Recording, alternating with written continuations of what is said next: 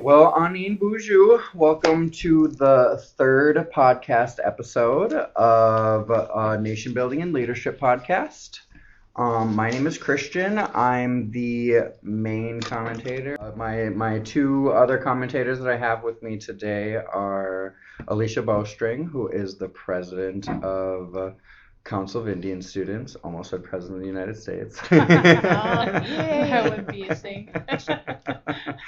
And we also have RuthAnn Brown, who is a Red Lake tribal elder. And these two cats are part of my group who we got put together by Nikki Michael to work on this podcast together. And so I'm excited to just continue on. Yeah, so we have a couple of articles here that we can discuss. This one's really big for us, specifically here in this room, because this is about our former executive director. I also have one about Trump's Indian country budget, and I also have one about them blasting sacred sites for the border wall on the southern border. So we're going to talk about Bill Blackwell. It's so close to home. It's right here at the American Indian Resource Center. We're all super active as students here in this building, and this affects all of us, especially if you guys have children, which I know the both of you do, and grandchildren, RuthAnn? Oh, yeah. Yes. See, so exactly, yes. Okay, so the previous executive director, Bill Blackwell, worked here since 2015, 2016. It was my first year here at BSU, and he became the executive director. We were really good friends. He actually worked at the Leech Lake Tribal College for a couple of years, the whole time that I went to school there, and so we got really close, and I thought he was a really good man. But for those of you listening to the podcast who don't know what happened, he resigned back in July. Very suddenly, like there was no explanation. He just resigned. And then I started to listen to the grapevine, of course, and from what I was hearing, he was embezzling money from people or from things, and it was just all hearsay, so I didn't really want to believe it. But just recently, actually March 4th, so just a few days ago, last week even, an article came out in the Bemidji Pioneer, and the title says it all. Bemidji man charged with theft of Minnesota Indian Education Association funds. And in this article, it talks about upwards of $140,000 of fraudulent payments to himself. So he calculatively and analytically stole over $140,000 from the Minnesota Indian Education Association. So the Minnesota Indian Education Fund is what funds the Indian education programs across the state. So like when you go to Cass Lake School and you're poor, you go to the Indian Education office and you can get free notebooks and free pens and counseling and all kinds of stuff, that really helps Native communities, especially our youth. And so not only did he steal from Native babies, your Native babies, any Native baby that's gonna utilize the Indian Education Fund, he also stole from his own Native babies who are going to eventually utilize the Indian Education Fund. But you know what? You got to think about too. What pushed him to do it? Like keeping up with the Joneses type of thing. You know what I mean? It's just I'm still in shock over it personally. I don't even understand at all. But I guess people do stuff like that, and yeah, how much they have to pay the penalty for it is a whole nother thing. Yeah. Well, I think that Because is he going to be able to give the money back? I doubt it. I mean, in this article even he says ultimately Blackwell was confronted about the theft and admitted to making frequent cash withdrawals. He estimated the total was up to $80,000, the release said. all in all, like you need to go to prison for this, in my opinion. This is wrong. This is just super wrong. I'm super irritated by this, especially because I knew him personally. I'm really upset, honestly. Like this is It is. it's garbage. Yeah, it's very disheartening. Yeah, it is. Because it makes it hard to who can you trust. Well, I mean, right, on that note, and we've been going through 500 years of genocide from white people and theft of our land and theft of this and theft of that and our rights and our treaty rights and just, downtrodden our entire existence, generations and generations of historical generational trauma. Mm-hmm. And now we get an oppression, and now we just got our own people doing it to ourselves. And he's supposed to be an educated person. Well, so an educator even. He put so much emphasis on bringing the kids to school and keeping them keeping them in school and making sure that they do good and bending over backwards trying to make sure that we were all successful in our collegiate experience. And man, it just pisses me off, honestly. Like, I'm so upset. Like, from Minnesota Indian Education Association, he sat on the board and was the treasurer.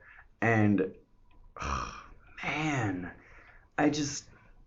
native babies, from his own native babies. He didn't even think about that. Like, keeping up with the Jones is all fine and dandy. Like, what the executive director here at the American Indian Resource Center for Bemidji State, I'm assuming is at least $100,000 a year position. And what the hell kind of business you got stealing $140,000 from little Indian babies? Things we need to make our life more successful, and than to have our own people bringing us down at the same time. That's really sad. And I think with the help of like the students here, the Council of Indian Students, and just the Native population in general, like we should be able to, unify together and move past his BS to show, campus and the community that's not who we are here. Yeah, well, we're shining a new light here now, and trying to get out of that funk or fog or whatever the heck it was, and just like you said, we're life goes on. Yep.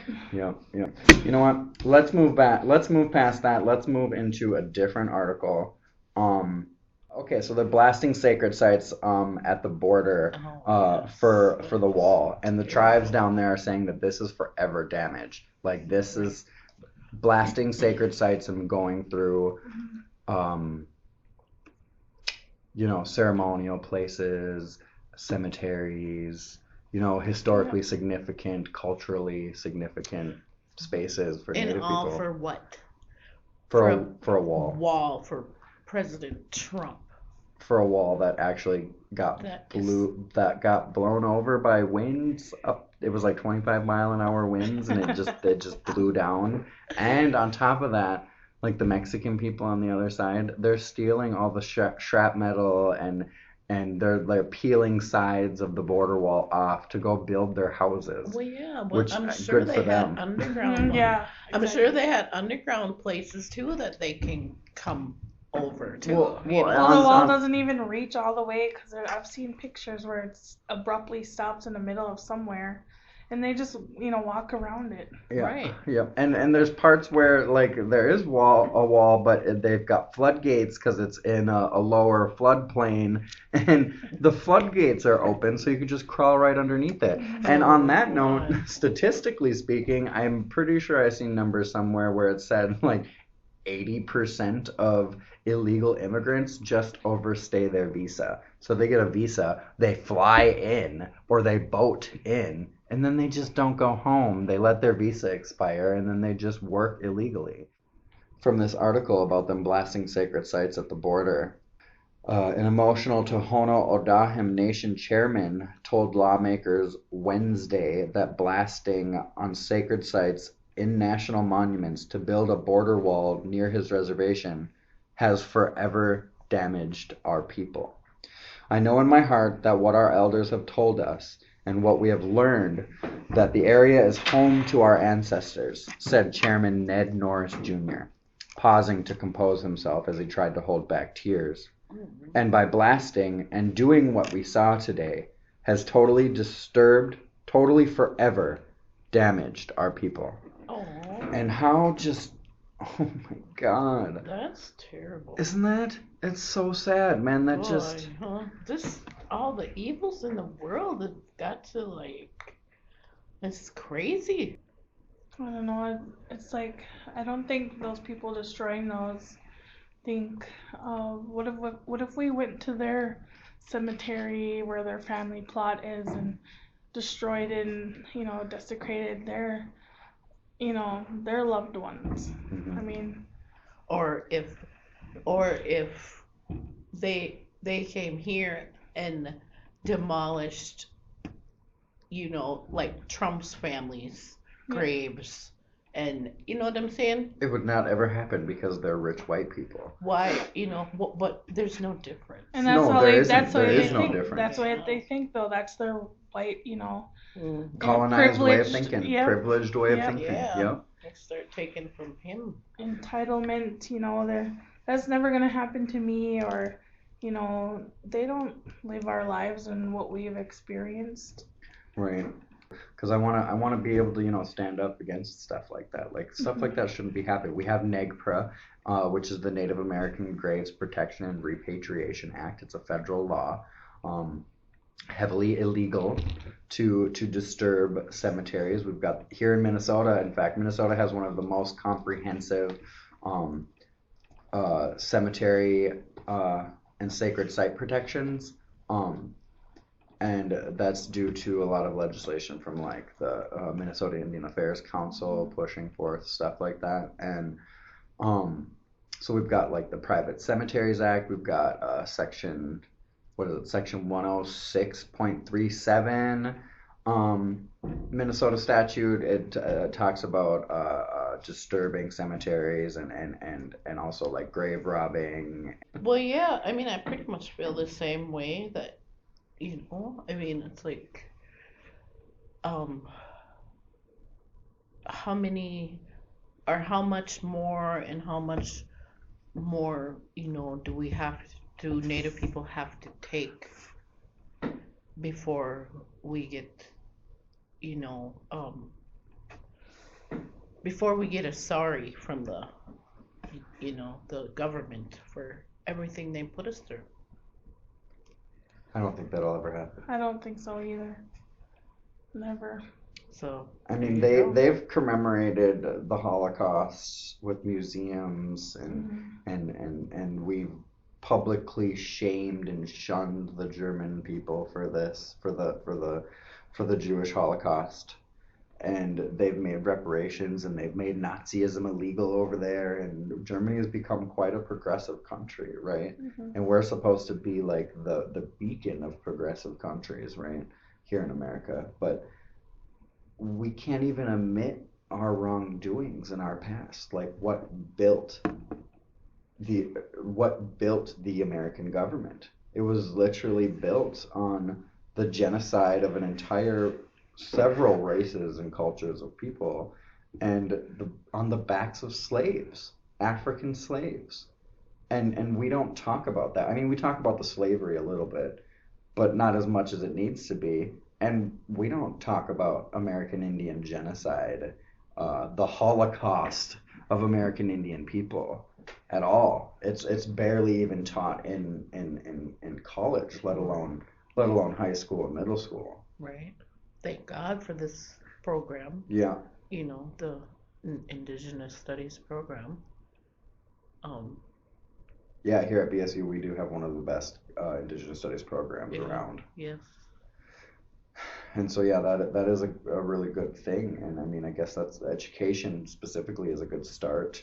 But when you have all these ignorant people who just refuse to learn, refuse to think a different way, what do we do? Like, and then we got our own people that make their own mistakes, like Mr. Blackwell, so it's like, what can you do? What can you say? But maybe strangle him when you see him. I don't know. I don't know if that would help anyway, but I mean, it might help you get some frustration out, that's for sure. But right. It's definitely not gonna it's not gonna help the situation. You can't fight fire with fire Right. and expect the embers to chill out. Like they're just gonna get bigger. So, but Mhm. I mean, yeah, when like I understand, hurt people, triggered people, trigger people. Like it's a thing. I think our first step, like as indigenous people, is is education. First of all, For I sure. think we definitely need to start educating ourselves. We need to Oh, go back to our traditional cultural roots.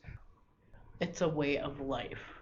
I mean, our ancestors sure lived in the teepees and the wigwams, and we now have to live in houses. But say for instance, like my situation, um, I've taken care of my family with their illnesses for 23 plus years, and I call that an indigenous because I've taken care of my family. Mhm. That's where, to me that's my nativeness Yeah. coming out. Is I could never leave my my family that I take care of.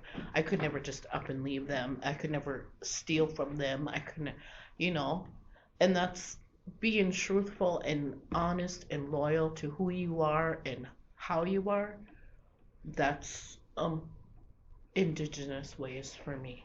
Well, Mhm. and it is like that's that's the base of our family culture, of our family teachings. Like it takes a village to raise anybody, and it takes a village to take care of each other. No one person can do that. So Right. good for you for doing that. Because I mean Right. I try too, but sometimes my family is stressing me out. Oh, And please believe it not. My of age nieces and nephews, yeah. But for the most part, I love them and I love them always. So yeah, naturally. Yeah. And I think that just goes to show like resilience too. Native people are very, very resilient. strong. We've we've combated literally 500 years of genocide that continues to this very day. Right. Systemically placed, implemented policy that still continues to demolish the native culture, our traditions, and Right. our people. But on that note, I honestly think I gotta cut us off, All right. and it's Woohoo! been a good podcast. It was I very hope you guys good. enjoy doing this with me, and I also hope that our listeners enjoy just listening to us. Right. I I hope this wish we could becomes a have big like thing. a thing to where we could have callers call in and ask questions or Oh, that would be a give their really good idea. comments. Yeah, their comments on what we're saying, doing That like an would be actual live show. wonderful. Yeah, that would be Yes, that awesome. would be cool. But Yeah. yeah, awesome. Meet you guys. I appreciate all of this. We're gonna do good things. Podcast out.